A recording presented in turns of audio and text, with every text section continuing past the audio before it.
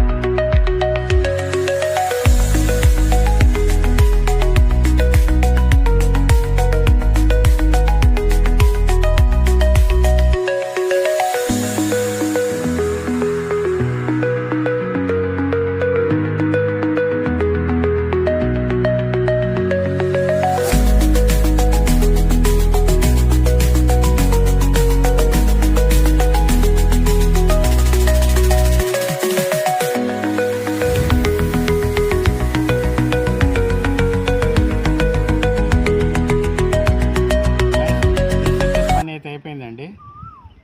Return వెళ్తున్నాము. వెళ్ళేదారిలో నేరేడి పండ్లు నాటివి కదండి, ఇవి జామకాయలు అన్నీ దొరికాయండి.